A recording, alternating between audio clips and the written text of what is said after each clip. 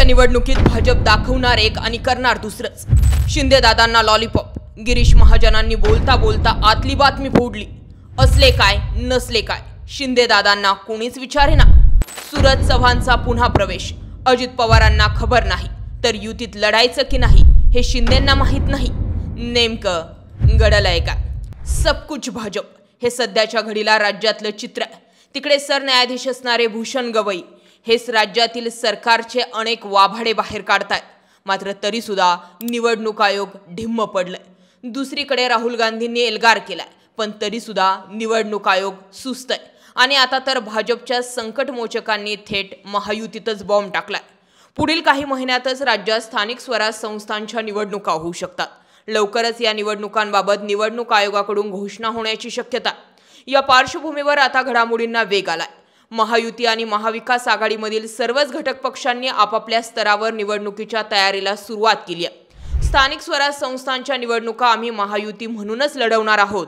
याला एखादी दुसरी जागा अपवाद असू शकते, तिथे मैत्रीपूर्ण लढत होईल। मात्र आमच्यासाठी पहिला पर्याय म्हणजेच महायुती आहे, असं फडणवीस म्हटले।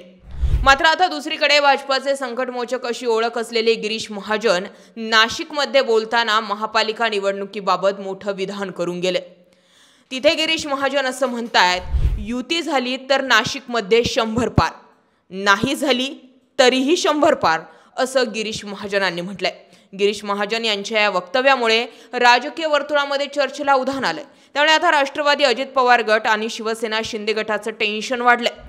दरम्यान पुढे बोलताना, मी भाजपात सगळ्यात सिनियर आहे, सगळ्यात जास्त वेळेला निवडून आलोय, मी पण साधा कार्यकर्ता होतो, असं गिरीश महाजनांनी म्हटलंय। गेल्या काही दिवसांपासून गिरीश महाजन सीडी पेनड्राईव्ह केसमुळे अडचणीत आले होते, लोढाच्या मुद्द्यामुळे अडचणीत आले होते। मात्र जसं एकनाथ खडसेंच्या जावयाचा कार्यक्रम झाला तसे गिरीश महाजन पुन्हा संकटमोचक म्हणूनच समोर आलेले आहेत।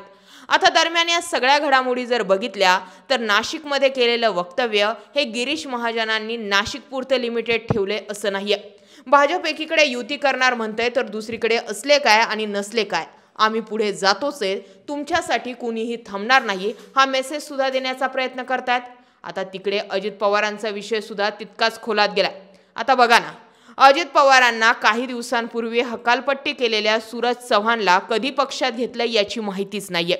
छावा संघटनेचे प्रदेशाध्यक्ष विजय घाडगे पाटील यांना मारहाण केल्याप्रकरणी सूरज चव्हाण यांच्यावर सर्व स्तरातून टीका झाली होती। या मारहाणीची घटना सोशल मीडियावर सुद्धा व्हायरल झालेली होती।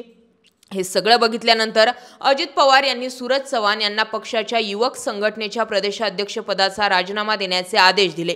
त्यानंतर अवघ्या 20 दिवसात सूरज चव्हाण यांच्यावर राष्ट्रवादी काँग्रेसच्या प्रदेश सरचिटणीस पदाची जबाबदारी देण्यात आली आहे। मात्र सूरज चव्हाणच्या निवडीबाबत अजित पवारांनी मला माहिती नाही असं विधान केल्यानं आश्चर्य व्यक्त केलं जात आहे। म्हणजे इकडे सूरज चव्हाणचा प्रवेश हा भाजपच्या दबाव तंत्रामुळे झाला, नंबर 1। दुसरा, सूरज चव्हाणचा प्रवेश हा सुनील तटकरेंच्या उपस्थितीत झालाय। म्हणजे अजित पवार गटात मागच्या वेळी रोहित पवार म्हटले त्या पद्धतीने 2 गट आहेत, एक तटकरेंचा गट आहे आणि दुसरा अजित पवारांचा गट आहे। आता सूरज चव्हाणच्या निवडीबाबत किंवा पुन्हा पक्षात घेण्याबाबत सुद्धा बिहाइंड द सीनला भाजपनं काम केले अशा चर्चा आहेत। ज्या छगन भुजबळांना मंत्रिमंडळातून बाजूला ठेवलं गेलं होतं त्याच छगन भुजबळांना भाजपाच्याच दबावामुळे पुन्हा अजित पवारांना मंत्री करावं लागलं, अशाही मधल्या काळामध्ये चर्चा झाल्या होत्या। दरम्यान भाजपात जसं एकाधिकारशाही आहे तशीच पद्धत अजित पवारांच्या पक्षात आली आहे। कोकणातील एका नेत्याने पक्षाला हायजॅक केलंय, हे सर्व भाजपात जातील। त्यामुळे सूरज चव्हाणची नियुक्ती करताना तिथे अजित दादा नव्हते। दादांनी त्या गोष्टीचा विरोध केला होता। तुमच्या पक्षातील नेत्यांवर तुमचं नियंत्रण राहिलं नाहीये का, असा प्रश्न सुद्धा या निमित्ताने रोहित पवारांनी उपस्थित केला होता।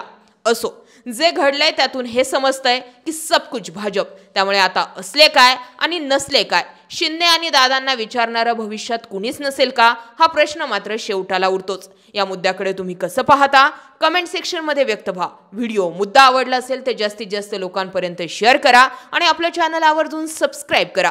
जय महाराष्ट्र।